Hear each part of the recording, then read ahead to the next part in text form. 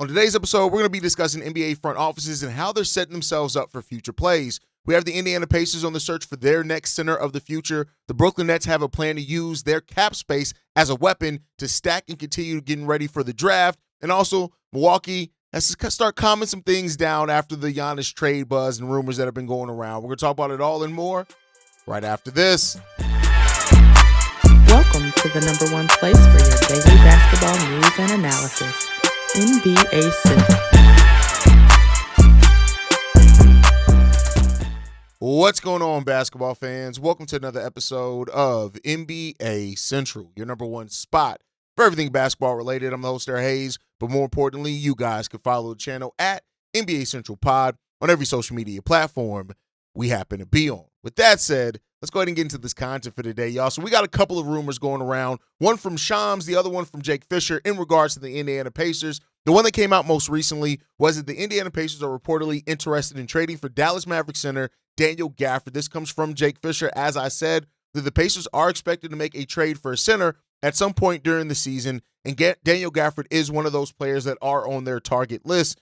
Gaff is probably going to be on a lot of teams' target lists. It doesn't have a ridiculous contract at all, right? Which makes it, more easily, acquirable for some teams. He's also a center that really kind of he understands his role. He doesn't have to do too much. If you have a point guard that can help create for him, to help get him buckets, he can be an offensive weapon and firepower for you. He's a solid defender as well. Okay rebounder, right? He's just a center that just understands his limitations as a player. He knows his role. He knows where he's the best at, and he goes out there and he performs in that role. And so it would make a sense for a lot of teams to look at that with Daniel Gafford and think, hey, if the Dallas Mavericks is going to be moving him, he's a player that's acquirable for sure.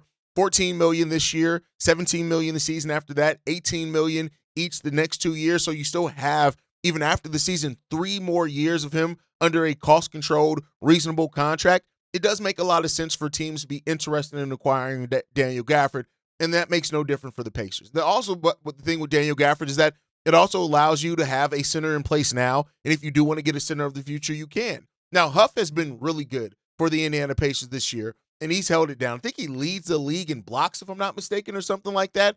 He's been perfectly fine and serviceable as a center for the Indiana Pacers team, so make no mistake about that. They're getting probably better center play than a lot of us thought they were going to get, with this season. But the Pacers are a team that, while, Myles Turner left and they want to avoid the luxury tax and things like that, they're going to want to be right back in contention when Tyrese Haliburton is fully healthy. So them trying to use this season now to acquire a center, it makes a lot of sense for them. And, the Pacers aren't necessarily the best team in the world.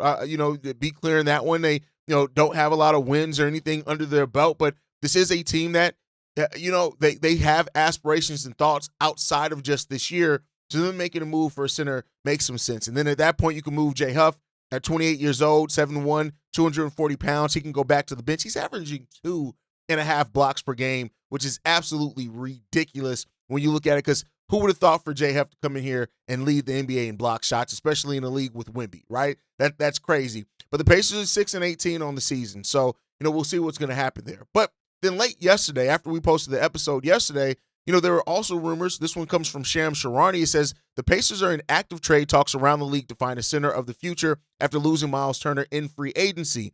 And one of those centers that were mentioned as well is Walker Kessler, who is, injured. He's out for the rest of this year. He's on the Utah Jazz right now. And, that is what it is when it comes down to that, right? Like, you look at this team and where they sit at right now. And while Huff, who the Pacers got from Memphis Grizzlies, has been, he's been solid when it comes down to it. 11 points, 4.8 rebounds, 2.1 assists, averaging a bunch of blocks as well, right? And what he's been able to do in his last 10 games, though, Huff is averaging 3.5 blocks per game, which is ridiculous, right? There's a lot to like about Huff, and I want to be clear there. Jay Huff is probably one of the bright spots of that time, right? But the Pacers are going to want something a little bit more, that you can bet on. And so with this one also comes out, says, I've heard that the Indiana Pacers have inquired about Walker Kessler for a long time, a lot.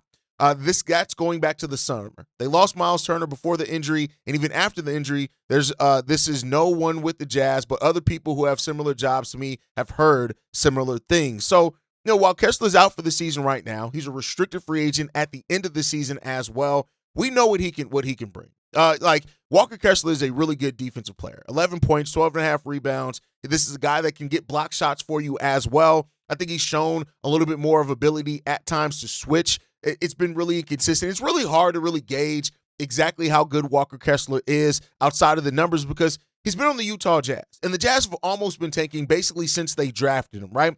But he has a lot of potential. He's a nice, big, physical big who also understands his role, doesn't try to do too much, but can also hit a three. And I think he showed that a little bit before he went out with it. 24 years old, so still very young.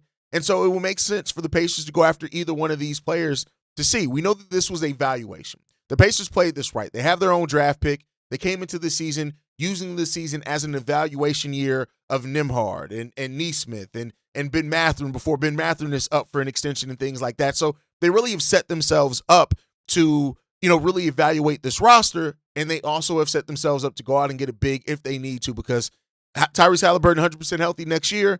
This is going to be a Pacers team that's looking to do whatever they can to get right back towards the top of the Eastern Conference and be one of the better teams in that conference and hopefully reassume what they were doing last season. It's not going to be easy, right? And it's not going to be something that it's just a foregone conclusion for them, but the Pacers are right to be looking for the big man of the present, of the future, and whether that's Daniel Gafford or Walker Kessler. I think these are both two good options for them for a number of different reasons. Walker Kessler is the better player. Daniel Gafford is probably the player that's more easily acquirable. He's not going to get paid hugely. We don't know what this injury is going to do for the market for Walker Kessler in restricted free agency either. We've seen how restricted free agency went last season with that market. So watching the Pacers and see what they do here is going to be fun to see, and we'll see how they come out of that. But from that team that's looking for the Pacers that's looking to acquire a talent, the Nets are now set to engage reportedly in trade talks to use their $15 million in cap space to absorb salary or facilitate trades and stack assets, right? That's one of the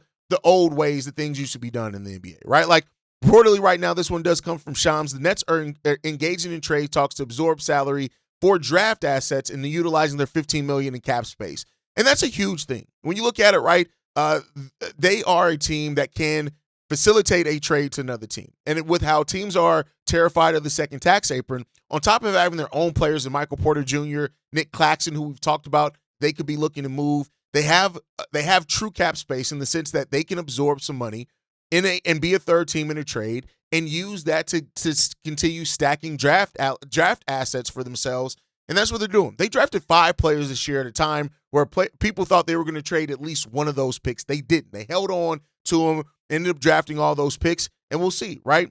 Of course, Cam Thomas as well. He's playing on a qualifying offer. He's an unrestricted free agent at the end of the season. He basically has an inherit no trade clause. He's averaging 21 points per game as well, but hasn't played since November 5th with a hamstring injury. So there you go on that one. They drafted 5 players in the first round last year. Noah Clowney is having a career year with them, averaging 13 points, 3.8 assists on 36% shooting from 3 as well. And that kind of represents the youth movement that's going on down there in Brooklyn.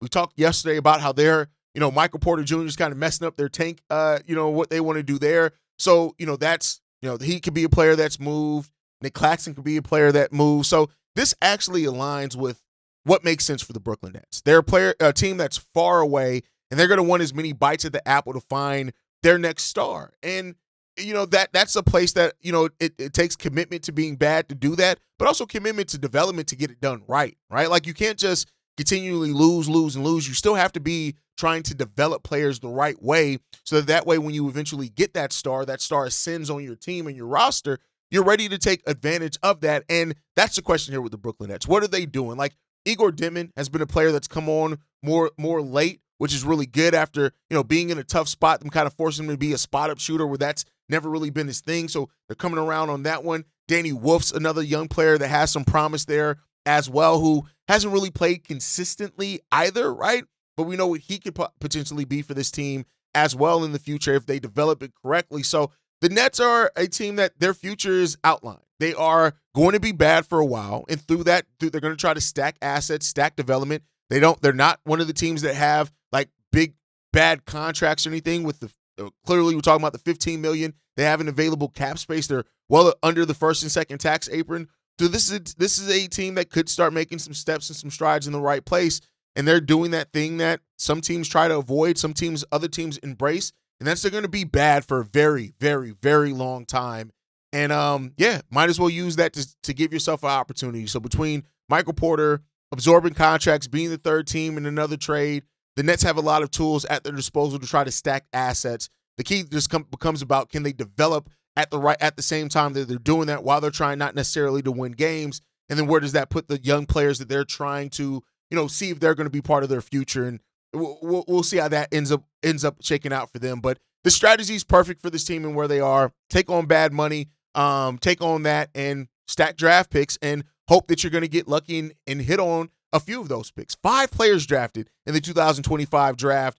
No telling how many they can draft depending on how successful they are in acquiring, being the third team and acquiring more draft allocation. Like, they could be a team that could set themselves up in the future to even make a move, once they feel like players have developed enough for them. They have their own draft pick outright in 2026, which this is an important draft to have that in as well. And then their pick could go anywhere between Houston and the Knicks and stuff last year as well. So, we'll see what happens with that one. But overall, Brooklyn's going to have the Knicks pick. They could have they have a pick swap between Houston, so it depends on what happens there. But then they have 3 first-round picks in 2029. They have a potential another 2 to 3 first-round picks in 2028. They have 2 picks in 2031, a pick in 2030. So this is a team that has a lot of draft assets as it stands right now. But, asset-rich teams is what gets it done, and it gives you the best bites at the apple, and we'll see if that ends up working out for the Brooklyn Nets.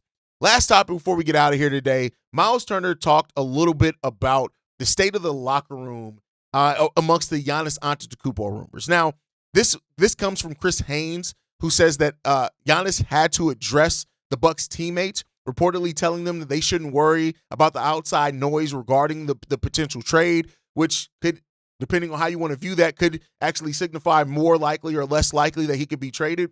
But Myles Turner, for what it's worth, said this: I don't think it's time to panic. Personally, I think it's time to be aware. I think being aware and being panicked are 2 very different things. And he's right in that. You have to be aware of what the situation is so you can know what the best is for you. Of course, Myles Turner, who got acquired by the Milwaukee Bucks this offseason, he chose the bag outside of staying with the Pacers and taking a lower offer from them. He decided to go to the Milwaukee Bucks. Reportedly, Giannis was involved in conversation with Myles Turner before that happened. It is what it is there. But if Giannis Antetokounmpo is traded, make no mistake about it, players like Myles Turner and other ones are going to be on the trade block, and they're going to be looking to move on from those players unless they maybe if they get like Austin Reeves back in a trade like that, which I don't think he's going to the Lakers. I just use that to have the conversation, but you should be aware because this Milwaukee Bucks roster can go from a team that was coming in hoping to surprise the Eastern Conference, be a good team in that conference, go from that very quickly to a team that now is in a full tank and in a full rebuild. And with the Bucks being a team that's never been a big free agent draw, that means that they're going to be bad for a while. So when you look at players like Giannis, Myles Turner, Kyle Kuzma, right, maybe even Bobby Portis, who's kind of taken a slide down, right, who has 2 years left on his contract after this year. But these all are players that could be looked to be moved and go other places. While as they keep maybe Kevin Porter, he's 25 years old, you may keep him. Cole Anthony's 25 as well, right? So depending on what you do and look at there, but at the end of the day, the writing's on the wall. And it seems like Giannis, it's not a case of if he's going to be moved, it's when at this point. And that win could come with other players being moved as well. And we'll just see how that is. So, but players are bracing themselves. And, while it's not a time to panic, but it is a time to realize and be real. This thing could come crashing down and it could shift very quickly into going to a very different place than where it is right now. And I guess we'll just see what's going to happen there. But with that said, the front office season is getting spicy. We're getting into trade season soon. The Pacers are hunting for and center. The Nets are turning cap space into draft assets while having players they're also looking to move. And the Giannis rumors aren't going to stop anytime soon. But the Bucks need to try to keep that locker room steady as well. If you rock with the show today, make sure you guys hit that like button. Subscribe to the channel if you haven't already as well. I want to hear your guys' thoughts down in the comments.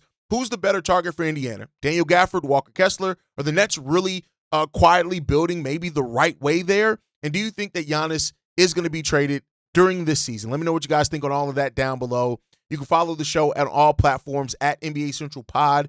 You send us any feedback, questions, comments, concerns, NBA Central Show at gmail.com. And if you want to leave a text message and our voicemail for the mailbag, the number to do so, 773 888-270-2799. We're the number one spot for everything basketball related. And I'll catch you guys the next time I feel like making an episode. So stay hoop ready. I'll catch you guys probably tomorrow. Peace, y'all. This has been a presentation of the Breaks Media.